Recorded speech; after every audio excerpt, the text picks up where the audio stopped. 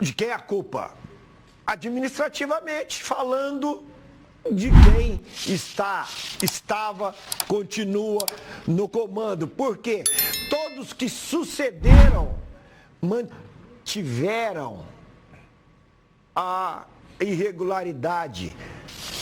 Ninguém quis corrigir, ninguém quis acabar. E isso vai crescendo, vai crescendo, vai crescendo. Por isso que sempre existe a briga para manter o mesmo grupo no poder. A sucessão ser feita sempre por aqueles que fazem parte do mesmo grupo, né? Agora entrou um diferente do grupo e, ao invés de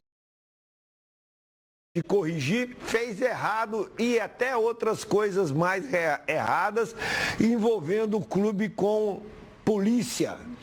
Então, tudo isso administrativamente errado, feito de maneira errada, agora está refletindo no campo. Por que está refletindo? Sempre respinga, mas agora está refletindo muito grande. Por quê? Por quê?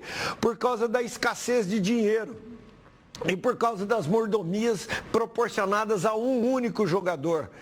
E isso contamina o ambiente, contamina o elenco, o grupo de jogadores, porque o meu esforço não é recompensado, não é remunerado, porque eu não exigi por entender que isso é normal, é natural, é da minha profissão, é essa, a atividade é essa, a função é essa, jogar bola. E jogar bola significa fazer passes, fazer gols, servir o companheiro. Então, por que que um tem esses privilégios e os outros não? E tudo isso reflete no campo, respinga no campo, e aí vem o vestiário.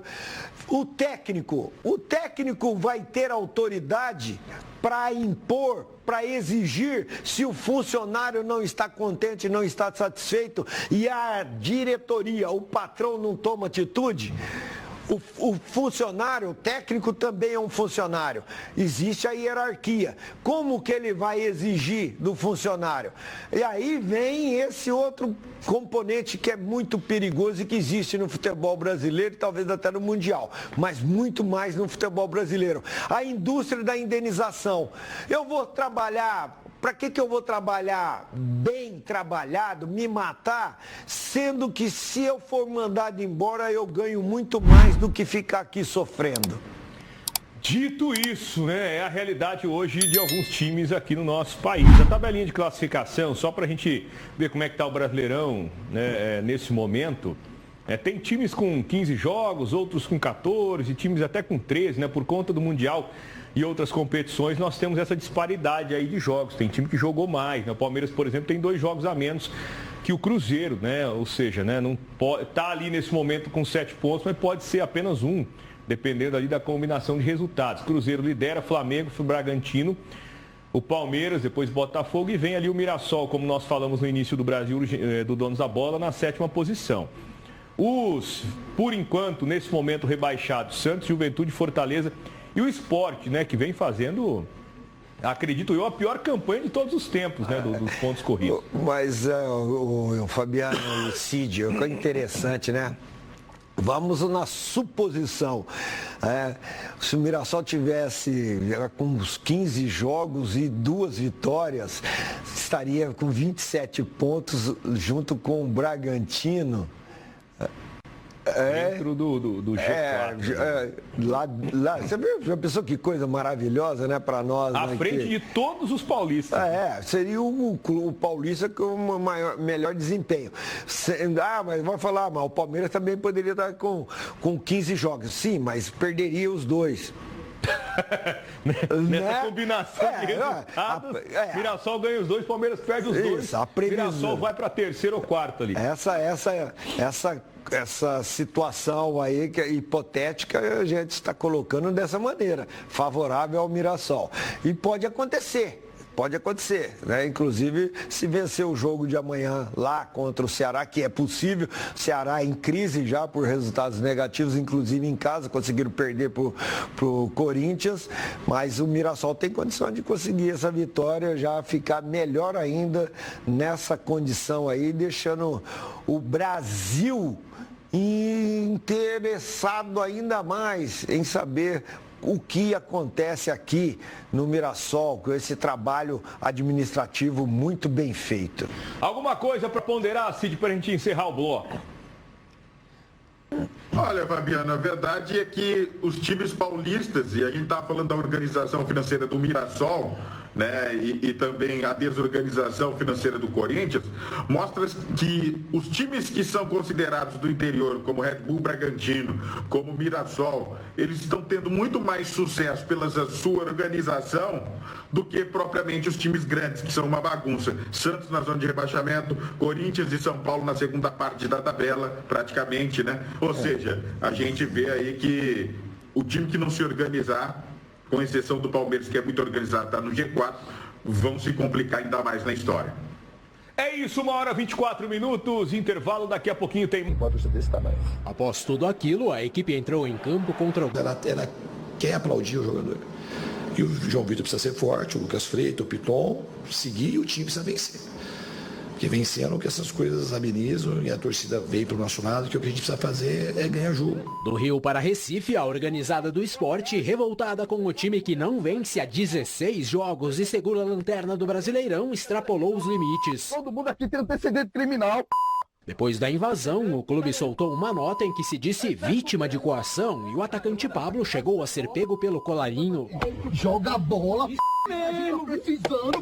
A polícia relatar que não houve atos de violência, isso é absurdo, chega a ser grave, né, a afirmação, porque o clube foi invadido, né, o clube foi depredado, houve dano ao patrimônio do clube e a polícia se manteve sempre ausente desse confronto.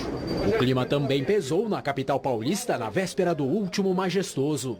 Do lado são paulino, um grupo de torcedores conseguiu entrar na concentração para cobrar o elenco e o técnico Crespo. Sem a presença da imprensa, prevaleceu a versão de apoio ao grupo. Do outro lado, o corintiano, as câmeras também flagraram torcedores ultrapassando o portão do CT. De fora, foi registrada uma reunião com o técnico Dorival, dirigentes e lideranças do time. Como o resultado em campo foi abaixo do esperado, o sinal de alerta ligado. Isso porque já foi agendada uma nova visita que muito provavelmente será ao estilo daquela de um mês atrás no Parque São Jorge. Fechado por uma administração, protesto pacífico, certo, mano?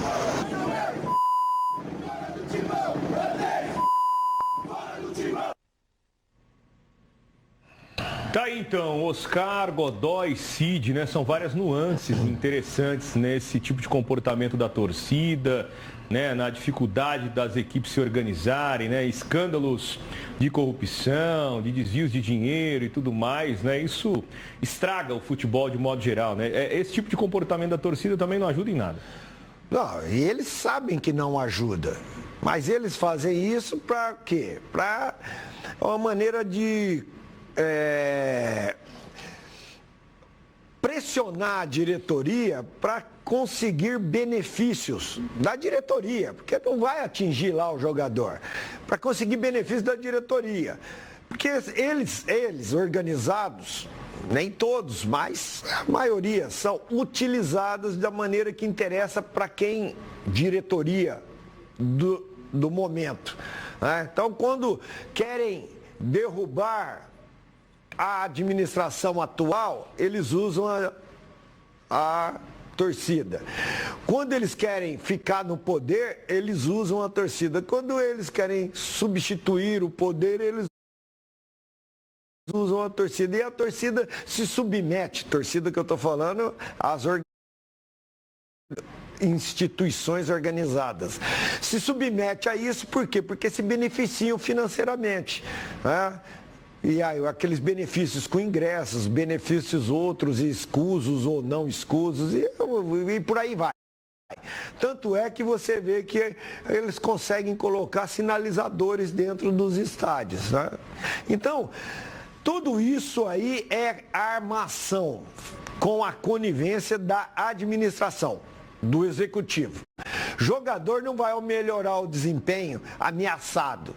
A tendência é piorar. Outra coisa, pode mover uma ação contra o clube. Aquilo que fez ali com o Pablo, vai fazer com o Pablo aí, do esporte, ó, pegar no colarinho, ameaçar.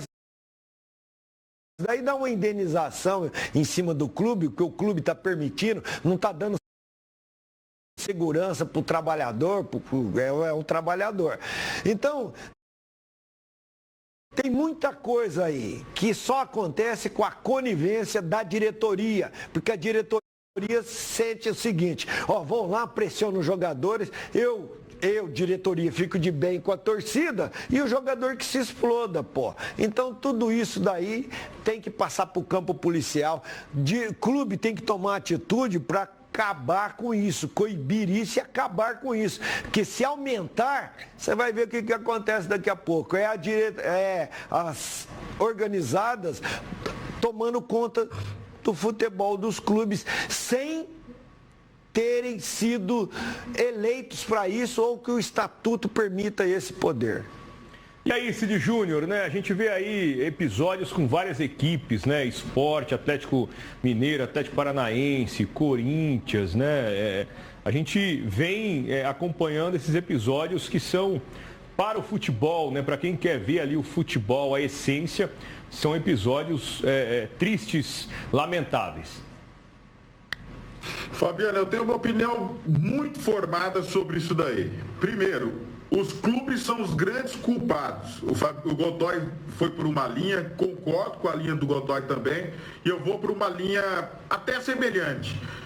Primeiro, a partir do momento que você permite, em algum momento na sua história, de um grupo de torcedores falar com o elenco, já está errado aí, meu amigo.